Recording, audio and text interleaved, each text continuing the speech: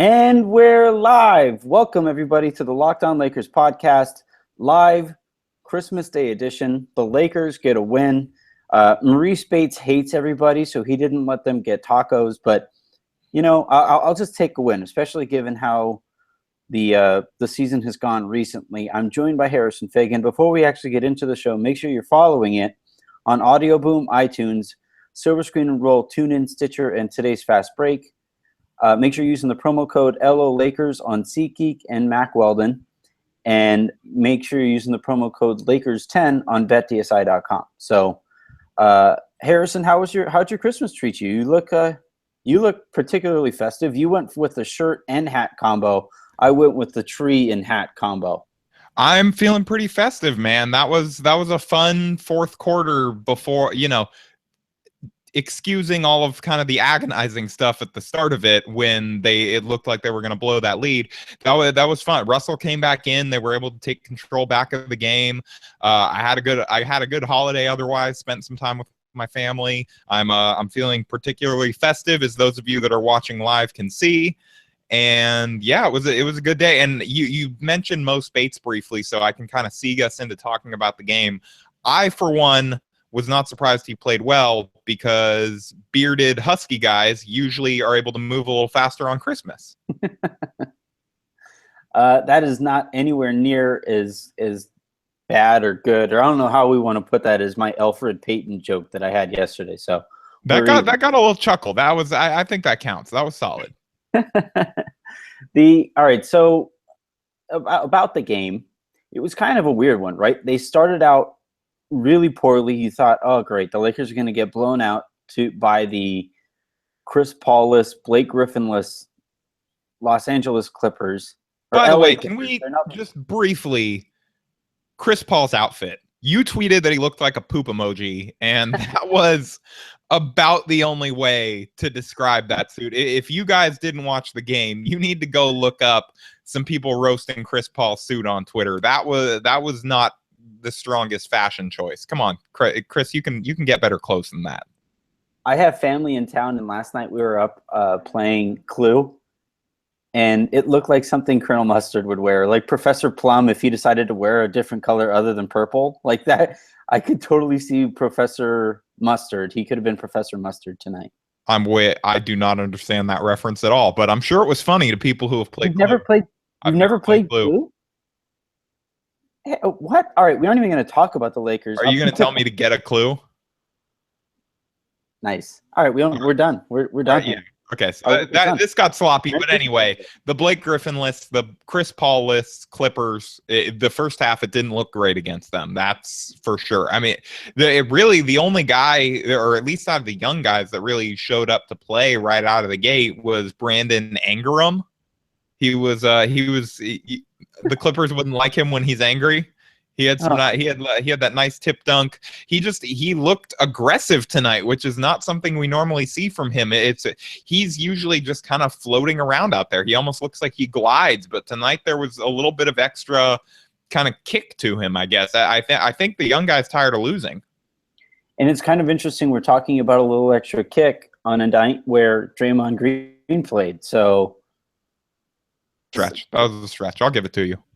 But all right, so Brandon Ingram, so one thing I've noticed in Brandon Ingram's game recently is he's being a lot more aggressive, getting himself ready to be hand checked, right? Where for most of the season, anytime he's driving to the basket, if a defender kind of gives him a little shove, gives him a little hand check, he gets knocked off course. So what Ingram has done to counter that type of defense, that physicality, is he's just dribbling right at the defender's top shoulder and really putting he's putting the onus on either the referees to call the hand check, because which they a lot of times don't.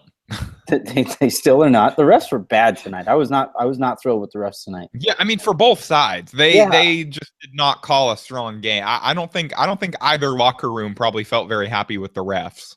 No, and the whistles were kind of late. But anyway, back to Ingram, what is happening is he's either getting, a hand check called for him, once every blue moon or so, or he's knocking that defender back on his back foot and it enables him to get to the basket, a step or two quicker with a little bit more rhythm.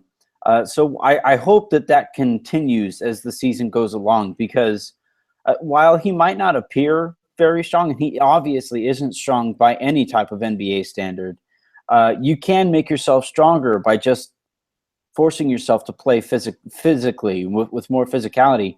And tonight, Austin Rivers did not appreciate it. He slapped Ingram after the play. Ingram kind of responded with like a pseudo push while he was walking away, and that somehow earned Ingram a tech, which I found interesting.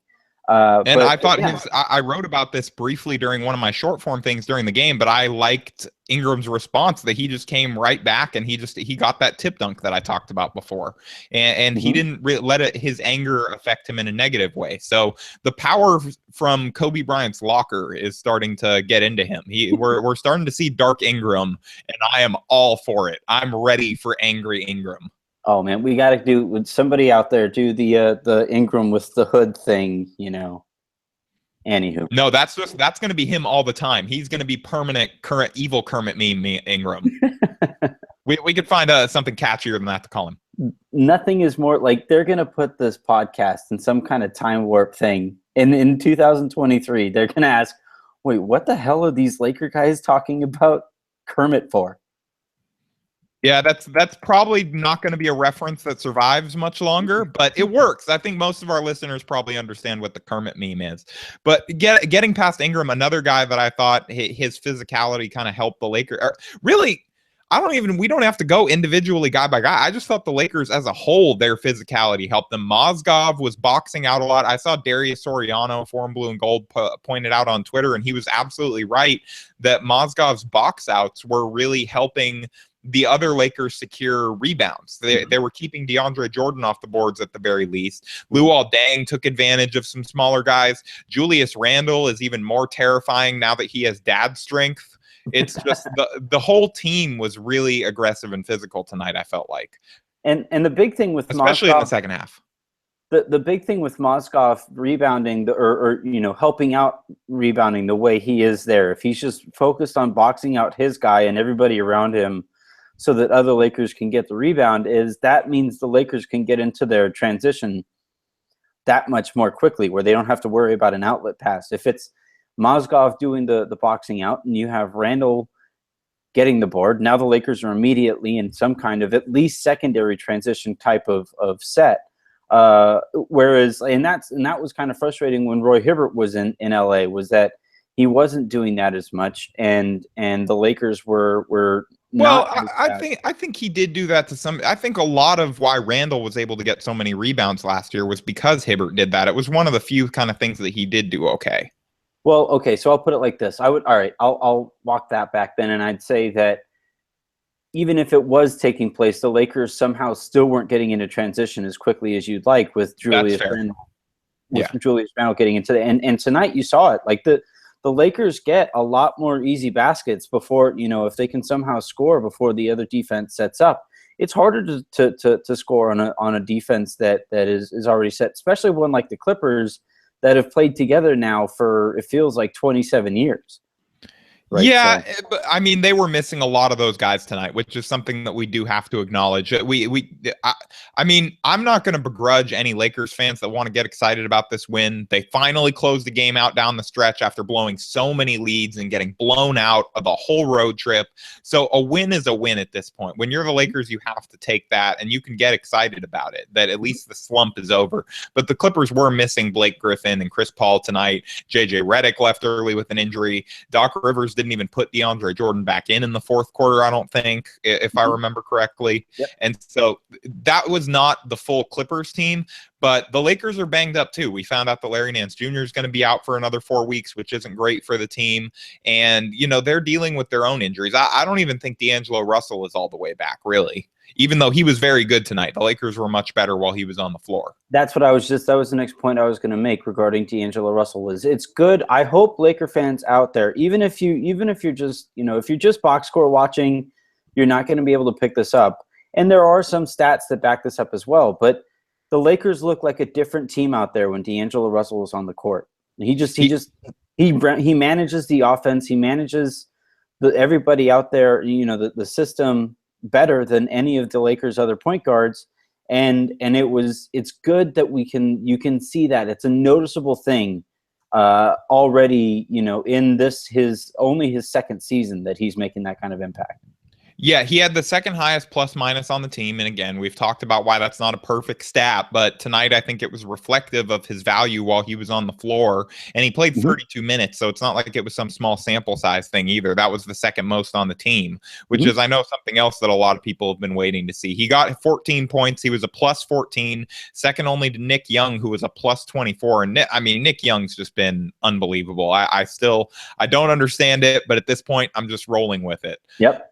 Yeah, and I just thought that Russell, his passing, his shooting, just everything that he does makes the Lakers offense run so much more smoothly. And you would think that people would be getting that by now after how just awful they looked while he was out for the most part. But you still see it. People are calling him a bust, things like that. It's going to come around for him. His defense still is not good, but again, he's 20 years old. This is the kind of stuff that's going to come with experience. And the fact that the Lakers look so much better on offense with him out there than with anyone else, I think you can't ignore that. Yeah, it's night and day when he's out there on the court. And look, if there was another competent point guard on the team that the Lakers could trust, then sure. Then, maybe we'd be having a different conversation right now, because there isn't really another competent point guard that's healthy on the Lakers roster. So it stands out all the more when D'Angelo Russell is on the floor compared to, like Huertas, or if Clarkson is trying to be a point guard, if Ingram is trying to point guard, if Lou is trying to be a point guard. It really stands out when Russell is out there compared to those guys. And Lou's had his moments where the team looks great when he's out there just because he's raining fire, but it's not really necessarily, it's not as cohesive and as pretty looking as and as seemingly as sustainable as when Russell does it. I want to go back and look at the game, and I might wind up doing this, but there was the stretch where people were kind of freaking out that they might give up, they might cough up that double-digit fourth quarter lead. I was fine. It was fine. If you look, Harrison's hands have been bleeding from biting his fingernails. But I'd like to see when, the Lakers kind of put it out of reach, how closely that correlated with D'Angelo Russell's re-entrance into the game late in the fourth. I mean, his plus minus would paint the picture that it was very closely correlated. Yeah, so that's good to see. That's about all I have from this game. Again, the point is easy to make for like Clipper fans would be perfectly fine to point out the fact that, they we're missing a couple really good players. I feel like there is one more point to make from the game. I know we were trying to keep the show briefer, but from tonight's game, I do think that, we have to acknowledge again, Luke Walton is experiencing some growing pains, I think, as a rookie coach. He definitely, we talked about this a couple podcasts ago, I think, but he's sticking with the bench a little bit too long, in my opinion. He's giving them a little bit too long of a leash, I would say. Especially, I'm not enamored with the Thomas Robinson thing. Well, I don't think he has many options, right? Yeah, that's true. I mean, like I would imagine, I it would look better Robinson needs to play. I don't know that Robinson needs to play. He played 16 minutes tonight. I guess that's not that bad, but I feel like you could have given a couple more of those to Randall as a small ball center. Honestly, I think they erred by not putting Mozgov back in at some point in the fourth quarter. I mean, it ended up working out, but he was so good in the third. I thought they maybe should have went back to him. Yeah, I will grant you that point. Like both these things aren't mutually exclusive. The 2 points I'm about to make, I will grant you. And I'm not saying that Luke's a bad coach. I'm saying that he's a rookie coach, and that there are we have to acknowledge when he makes mistakes or when we feel like he makes mistakes, because we have to be fair. We definitely pointed out the last coach's mistakes plenty. Absolutely, I completely agree. And your criticism is valid. Like your criticism can be valid, and I can also add to that criticism that I also think it's nice that he is giving legitimate looks to people, to different lineups, to different people across the roster. Because again, the wins and losses this season, now Jim Buss's statements might paint a different picture, but wins and losses this year, don't matter nearly as much as figuring out what the Lakers have with each and every guy on the roster, right? Now, the Lakers probably know that they have a corpse in Metta World Peace. They probably know that they have a non-playable point guard in Marcelo Huertas. So they have an idea there. Like, they're figuring that out. But with Thomas Robinson and with Tarek Black kind of dinged up right now, they kind of want to see, like, okay, what might we have here? How big a difference is there between Tarek Black and Thomas Robinson? Might Robinson present a cheaper alternative to Black? You know, if the Lakers decide they want to build their roster in a different way. I'm not saying that's what they're going to do, but I do like that, you know, because I had this conversation with somebody on Twitter today that they said something along the lines of like, wow, Deng is a completely different player at the 4. Yeah, and it's been forced on the Lakers. And even at the 3, he's been okay over the last little stretch. Oh yeah, but it's nice that we now know we're now seeing that. Like the beef last year with the previous coach was,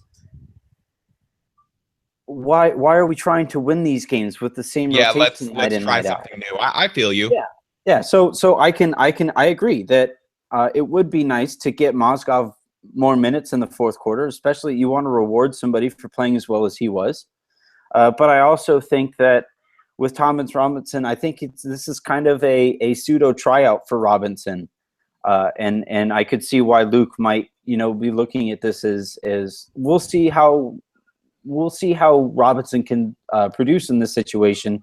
And then when Black gets back, we'll get back to more logical rotations. Yeah, I mentioned that's fair. I mentioned the Jim Buss stuff, and that's what we're going to finish with here before my computer dies on me.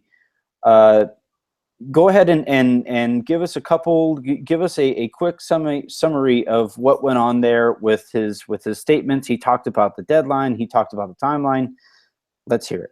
Okay, so Bill Oram of the Orange County Register wrote a really excellent feature, as he is kind of want to do. He wrote a feature about Jeannie Buss and her style of running the Lakers, and a major theme in it, I would say he almost came in like one of those characters that just steals every scene he's in a movie, and Jim Buss was that guy in this feature piece. He just kind of jumped in with quotes, and that ended up probably being the most meaningful information from like a future perspective that there is. So I would encourage everybody to go read that in the Orange County Register, maybe even pick up a copy. But anyway, the quotes from Jim Buss were talking about his quotes, and he said he was talking about the deadline, and he said these were quotes from 3 or 4 years ago. Those were what the path was supposed to be. So he's kind of saying, you know, the deadline might have been misunderstood a little bit. Maybe that's not exactly, it wasn't a hard timeline of 3 years. And then he followed that up with, if I feel the strides have been made and the team is going in a very positive, not just a very positive direction, I don't see a switch happening. So Jim Buss is not lowering his standards. He doesn't want Laker fans. He doesn't want just positive. He wants very positive. Okay. And I'm enjoying the visual element of this podcast right now. And then he followed it up. He said, it's hard to comment on something that hasn't happened yet. We're assuming the Lakers will not be in a position for me to stay confident about me staying in that position. You're trying to predict where we're going to be. If we end up being the worst of the bottom 3 teams, I can say you're right, but I don't think we are. And I guess he said he doesn't really expect to be going anywhere. So, and he finally ended it with, I think it would be a big mistake on the Lakers' part to make any switches. So I just, real quick before we get into his comments, I want to talk to our boss, David Locke. David, I feel like you would be making a really big mistake if you moved on from me and Anthony. I feel like we're doing a great job, man. It's a rebuilding situation. You know, I think, hey, if we're bottom 3 podcasts on the network, then sure. But I have confidence that's not where we're going to be at the end of the year. I kind of feel bottom 3 podcast. I kind of feel like we should have had this conversation with him without wearing Santa hats. We'll just send him the audio. Please take us seriously. Hold on. I'm not wearing this anymore. All right. So Jim Buss's comments. Yeah. What are your thoughts on this? I think you've been a harsher critic of this front office regime than I have. So here's the thing. I understand why it keeps on coming up. Like I get it to a certain extent. It's a big deal. It's a No, big deal that we have no idea who is going to be running the Lakers after this summer. like, here's the thing. If they're going to continue to be so ambiguous about this, stop bringing it up. Like, if you're going to continue to bring it up, explain to us what exactly is going on here. What are your actual expectations? What needs to happen for you to feel comfortable sticking around? I 100% agree. There needs to be some type of clarity. There needs to be either clarity on what the expectations are, or there needs to be clarity on who's running the team. Because right now, the franchise just looks like it's drifting in the wind. And, I wrote about this. This is not the type of thing that makes the Lakers look good to free agents. It doesn't make them look good to fans. It doesn't make them look good to other front offices that maybe think that they can take advantage of them if they're desperate to make a win now move. Mm-hmm. It's just, there is no positive in there being so much uncertainty around this right now. So for those who don't know, and I've said this a couple times at this point, but for those who don't know, I come from a public relations background. That's what I used to do before this. Oh, really? Did you know? But you never talk about it. Our company, the firm that I used to work for, our statement was pretty clear.